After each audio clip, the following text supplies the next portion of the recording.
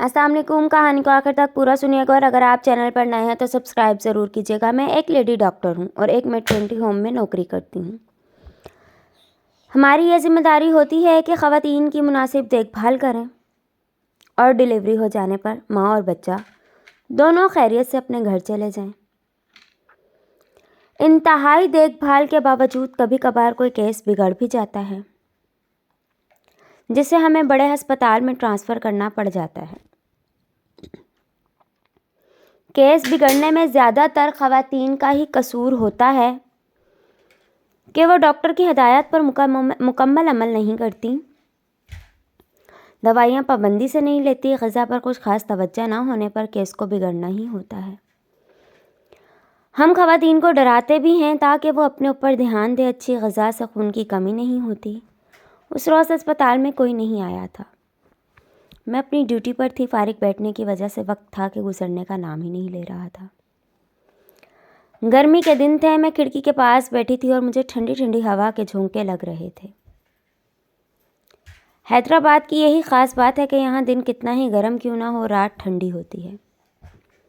اس لیے اس گرمیوں میں چھت پر سونے کا رواج عام ہے.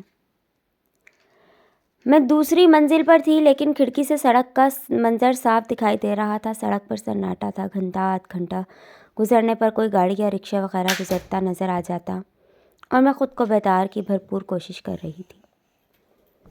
اچانک ایک رکشہ اسپتال کے گیٹ پر آ کے رکا. ایک پولیس والا کسی عورت کو سہارا دیتا ہوا گیٹ سے اندر داخل ہوا. عورت کو دیکھتے ہی میں سمجھ گئی کہ ڈلیوری کیس ہے. کچھ دیر میں اسپتال میں اپنی انٹری کی کھانا پوری کرا کے وہ کانسٹیبل عورت کو اپنے اوپر لے آیا.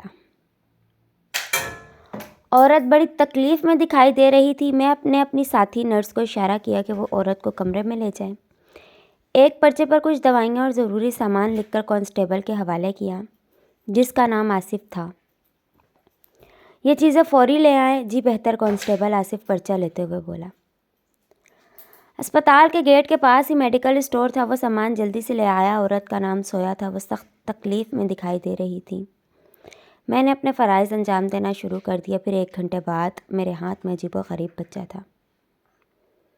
ایسا بچہ میں نے زندگی میں کبھی نہیں دیکھا تھا. وہ ایک اپاہج بچہ تھا اور دیکھنے میں بھی بہت بدصورت تھا.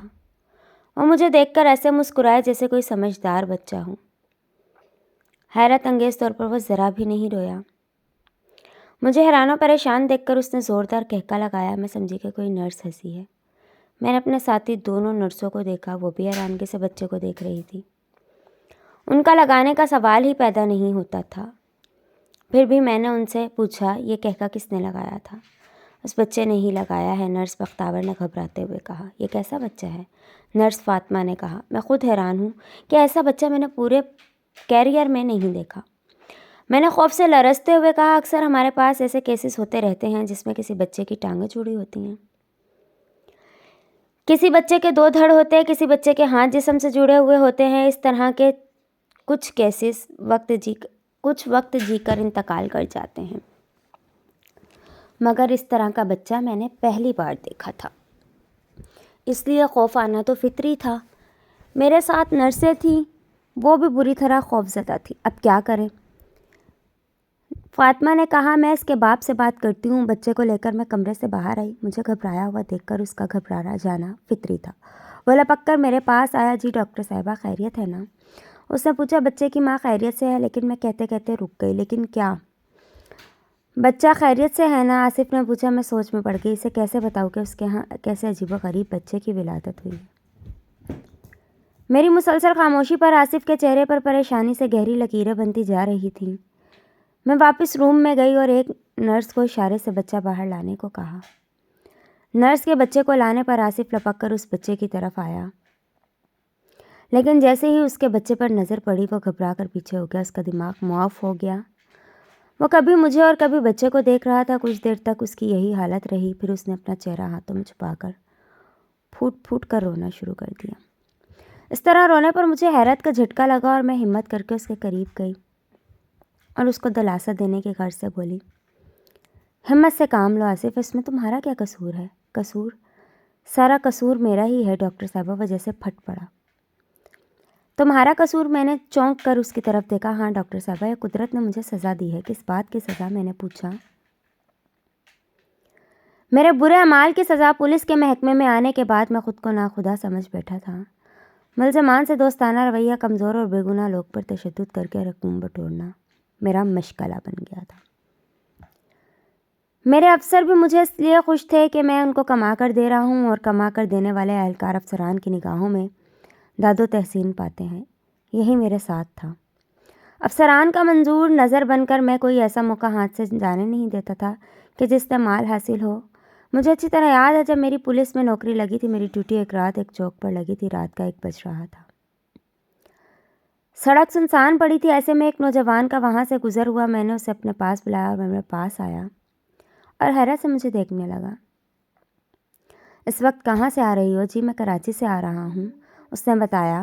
اچھا کراچی سے آ رہی بس کا ٹکٹ ہے تمہارے پاس؟ میں نے ذرا روب سے کہا۔ بس والے ٹکٹ کہاں دیتے ہیں، ویسے ہی پیسے رکھ لیتے ہیں۔ اس نے بتایا مجھے تو بہت ہوشیار لگتا ہے، جلدی سے بتا چوری کرنے کا ارادہ کر کے گھر سے نکلا ہے نا؟ میں نے اسے گھورتے ہوئے کہا میں چور نہیں ہوں۔ وہ بوکھلایا۔ تو چور نہیں ہے پھر اتنا گھبرا کیوں رہا ہے؟ بول کیوں گھبرا رہا ہے؟ میں زور سے چیخا۔ میرے چیخنے پر وہ سہم گیا۔ میں نے اس کے سہم جانے کا فائدہ اٹھا کر اس کی تلاشی لینی شروع کر دی۔ اس کی دونوں جیبوں سے کچھ خاص رقم برآمد نہ ہو سکی، صرف 50 روپے ہی نکل بقول تیرے تو کراچی سے آ رہا ہے اور تیری جیب میں صرف یہ رقم برآمد ہوئی ہے۔ صحیح بتا دے، تو چوری کرنے ہی نکلا ہے نا؟ میں سچ بتا رہا ہوں۔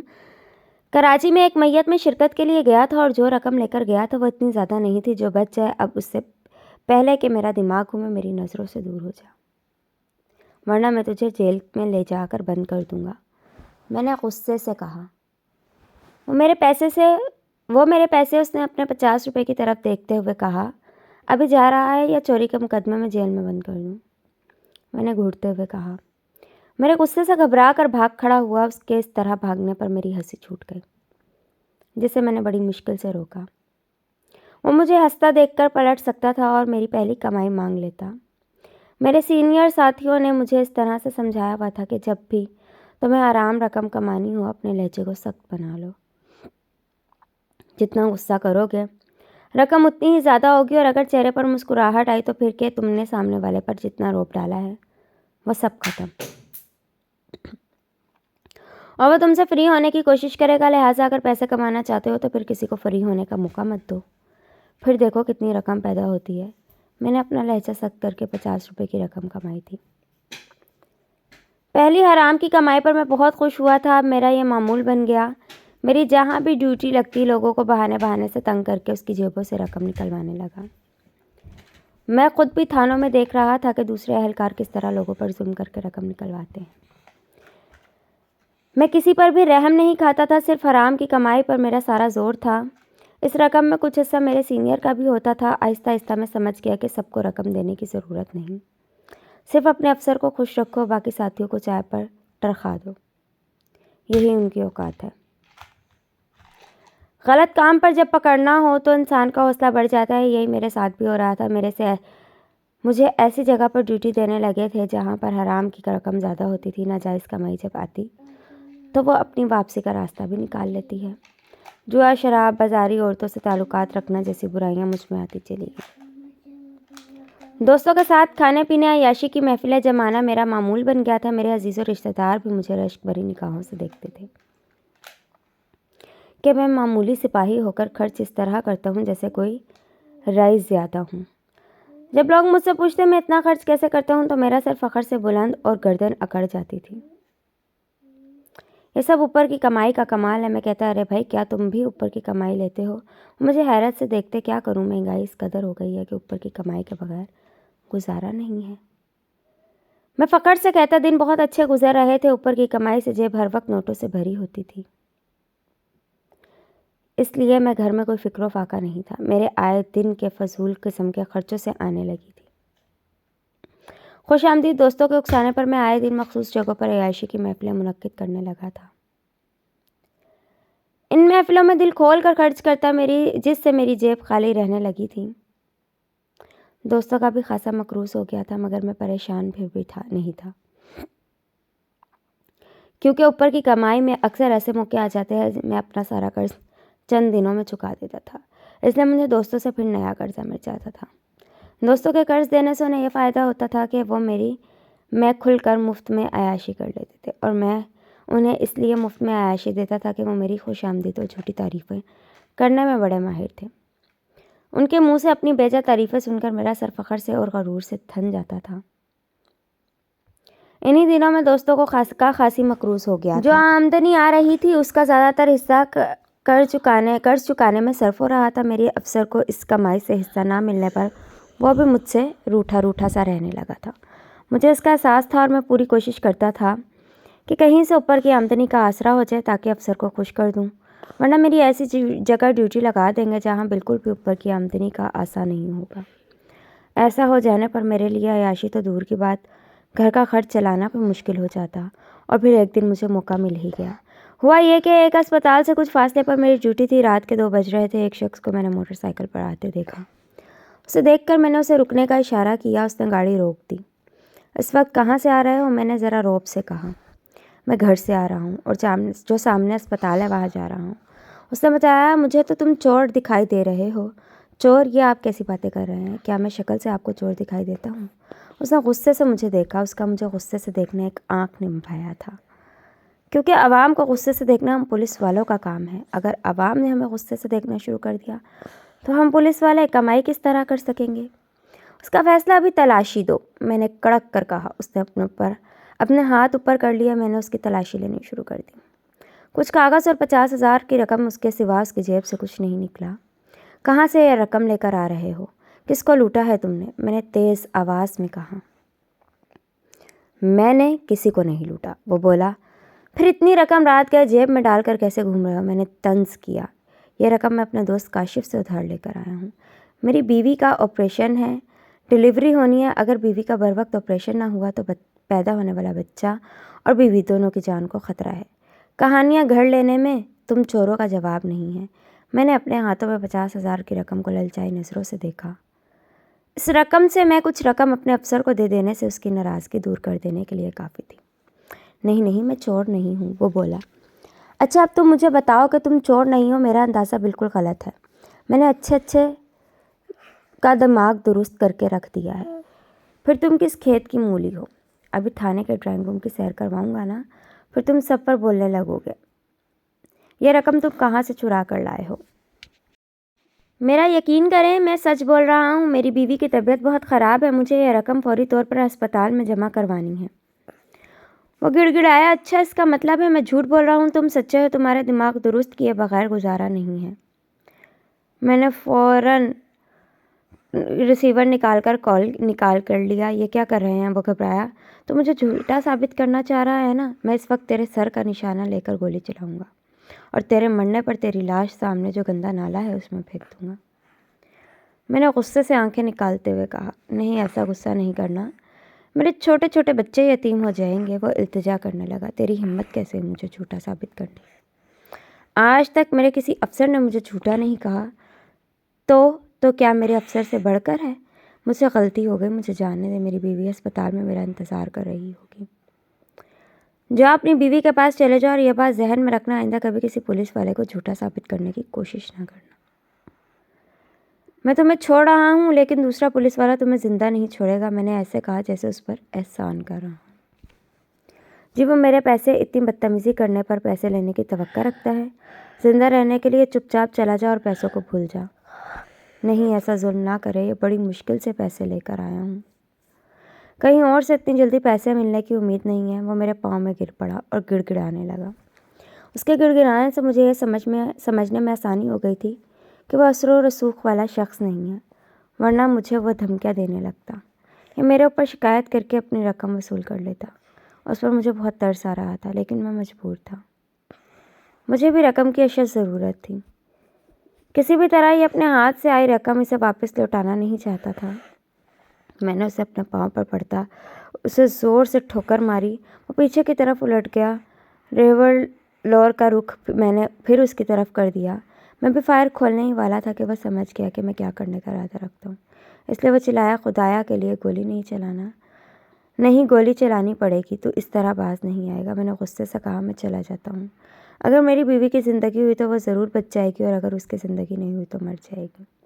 اس نے اپنی آنکھوں سے بہتے آنسو صاف کرتے ہوئے اب آئے نہ اپنی اوقات میں موت کے سامنے اچھے اچھے لوگ سنبھل جاتے ہیں۔ تو بھی انہیں لوگوں میں سے ہے، میں نے مسکراتے ہوئے کہا۔ مجھے اس وقت دل ہی دل میں بڑی خوشی ہو رہی تھی، کیونکہ اسے مارنے کی ایکٹنگ کام آ گئی تھی۔ میں نے سنا تھا رات میں پولیس والے عوام کو لوٹ لیتے ہیں، مذمت کرنے پر گولی مار کر ہلاک کرنے سے دریغ نہیں کرتے۔ آج میں نے اس کا ثبوت اپنی آنکھوں سے دیکھ لیا۔ یہ کہتے ہوئے وہ اپنی گاڑی سٹارٹ کر کے چلا گیا۔ 50,000 کی رقم جیل میں آ جانے پر میں بہت خوش تھا اور سوچ رہا تھا کہ جلدی سے ڈیوٹی کا وقت ختم ہو اور میں گھر جاؤں۔ 2 گھنٹے میں نے بڑی بے چینی میں گزارے۔ اپنے ساتھی کے آنے پر میں نے گھر کو روانہ ہو گیا۔ جب میں اسپتال کے پاس سے گزرا، وہاں میں نے ایک ایمبولینس کے پاس خواتین کو روتے ہوئے دیکھا۔ بری طرح کسی خاتون کو اسٹریچر پر رو رہی تھیں۔ اسپتال کے وارڈ ایمبولینس کی طرف لے کر آ رہے تھے۔ ان کے ساتھ وہ شخص بھی تھا جس سے میں نے 50,000 کی رقم لوٹ لی تھی۔ دیکھ کر میرا وہاں رکنا مشکل ہو گیا اور میں تیز تیز قدم بڑھاتا ہوا آگے بڑھ گیا۔ مجھے خطرہ تھا کہ ان عورتوں کو پتہ چلنے پر ان کا سارا غصہ مجھ پر آ سکتا ہے۔ شام کا جب میری ڈیوٹی پر واپس ہوئی تو میں سخت خوف زدہ تھا۔ رات جس بے رحمی کا میں نے مظاہرہ کیا تھا، یہ سچ ہے کہ پولیس کانسٹیبل بن جائے پر ہم لوگوں میں تکبر بہت زیادہ بڑھ جاتا ہے۔ انسان کو انسان نہیں سمجھتے، ان سے رویہ ایسا ہو جاتا ہے جیسے وہ کوئی حقیر سی شے ہو۔ اپنے افسر ان کے سامنے ایسے بن جاتے ہیں جیسے معمولی سے چوہے ہیں۔ میں اپنے افسر کا سامنا کرتے ہوئے ڈر رہا تھا کہ کہیں اس شخص نے رات کے واقعے کی شکایت نہ کر دی ہو۔ میرے اس اقدام سے ایک حاملہ عورت کی ہلاکت ہو گئی تھی۔ وہ بر وقت اسپتال میں پیسے جمع کرا دیتا تو شاید اس کی بیوی ہلاک نہ ہوتی۔ ڈر اور خوف کی حالت میں جب اپنے افسر کے سامنے گیا تو مجھے حیرت سے دیکھنے لگا۔ کیا بات ہے آصف، آج بہت گھبرائے ہوئے، طبیعت وغیرہ ٹھیک ہے نا؟ ہاں طبیعت ٹھیک ہے، یہ کہتے میں نے 50,000 کی رقم اپنے افسر کے سامنے رکھ دی۔ وہ اتنی زیادہ رقم دیکھ کر چونکا۔ میں نے رات کا واقعہ بیان کر کے جب اپنے ڈر و خوف کا ذکر کیا، میرے افسر نے زوردار کہکا لگایا، پولیس والے ہو کے ڈرتے ہو؟ تم کیسے پولیس والے ہو؟ میں نے کبھی پہلے ایسے نہیں کیا نا، اس لیے ڈر رہا ہوں۔ میں تمہاری ڈیوٹی آج کہیں اور لگا دیتا ہوں، اور کچھ معاملہ ہوا بھی تو میں سنبھال لوں گا، تمہیں کسی بھی قسم کی فکر کرنے کی ضرورت نہیں ہے۔ افسر نے 50,000 کی رقم میں سے اپنا حصہ نکال کر رکھ لیا۔ میں جب تھانے سے باہر جانے لگا تو ایک بار پھر افسر نے میرے کندھے پر زور سے تھپکی دی۔ پولیس والے ہو کر ڈرنے کی ضرورت نہیں ہے، اس طرح کے نہ جانے کتنے واقعات آئے دن ہوتے رہتے ہیں، لیکن کوئی شکایت کرنے اس لیے نہیں آتا کہ انہیں پتہ ہوتا ہے کہ ان کی شکایت کا کوئی ازالہ نہیں ہوگا، بلکہ وہ نئے عذاب میں مبتلا ہو جائیں گے۔ میرے افسر نے سچ ہی تو کہا تھا۔ وہ واقعی وہ شخص نے شکایت کرنے نہیں پہنچا تھا، اس نے صبر کر لیا، اس کے نہ آنے پر مطمئن ہو گیا اور اپنی کارروائیوں کو ختم کرنے کے بجائے جاری رکھا۔ 1 سال گزرنے پر میری بیوی کے بچے کی ولادت ہوئی۔ میں بچے کو دیکھ کر ڈر گیا۔ وہ بچہ ایسا ہی تھا، چند گھنٹے جی کر مر گیا۔ میں نے اس بات کا زیادہ نوٹس نہیں لیا۔ جب دوسرا اور تیسرا بچہ بھی ایسے ہی ہوا تو مجھے زبردست جھٹکا لگا اور میں نے اس شخص کی تلاش شروع کر دی، کیونکہ مجھے اب یہ احساس ہو چلا تھا کہ اس شخص نے مجھے بد دعا دی ہے۔ جب بھی میرے گھر میں ایسے بچوں کی ولادت ہوئی، میں اس شخص سے اپنے کیے کی معافی مانگنا چاہتا تھا۔ اسپتال سے اس شخص کا پتہ مجھے مل گیا اور یہ بھی معلومات ملی تھی کہ آپریشن میں تاخیر سے ہی اس شخص جس کا نام احمد ہے، اس کی بیوی کا انتقال ہوا تھا۔ میں اس پتے پر پہنچا، وہاں وہ کرائے کے مکان میں رہتا تھا اور اب وہ بیوی کے انتقال ہو جانے پر کرائے کا مکان خالی کر کے کہیں چلا گیا تھا۔ کسی کو کوئی خبر نہیں تھی۔ اس شخص سے اپنے کیے کی معافی مانگنا چاہتا ہوں۔ میں نے اس کا دل دکھایا تھا جس کی سزا مل رہی تھی۔ میرے ایسے بچے پیدا ہو رہے ہیں اور چند گھنٹے جی کر مر جاتے ہیں۔ یہ بچہ بھی دیکھ لینا، چند گھنٹے سے زیادہ جی نہیں سکے گا۔ کاش وہ شخص احمد مجھے مل جاتا، میں اس کے پاؤں پڑ جاؤں اور جب تک مجھے معاف نہیں کرے میں اس کے پاؤں سے لپٹا رہوں۔ وہ چاہے مجھے کتنی بھی ٹھوکر کیوں نہ مارے، میں خوشی خوشی سے لوں گا، لیکن جب تک وہ مجھے معاف نہیں کرے گا میں اس کے قدموں سے دور نہیں ہوں گا۔ یہ کہتے ہوئے وہ پھٹ پھٹ کر بچوں کی طرح رونے لگا۔ میری سمجھ خود نہیں آ رہا تھا کہ میں اسے کیسے تسلی دوں یا اسے احساس دلاؤں کہ تم بہت ظالم انسان ہو۔ نہ جانے کتنے اور ایسے لوگ ہوں گے جو اس کے ظلم کا شکار ہوئے ہوں گے، جن کے بارے میں اسے پتہ بھی نہیں ہے۔ احمد کے بارے میں ہی آصف کو معلوم ہے، اس لیے وہ اسے ڈھونڈ کر معافی مانگنا چاہتا ہے۔ کانسٹیبل آصف نے بالکل درست کہا تھا، وہ بچہ چند گھنٹے جی کر مر گیا، اور میں اس مردہ بچے کو دیکھتے ہوئے سوچ رہی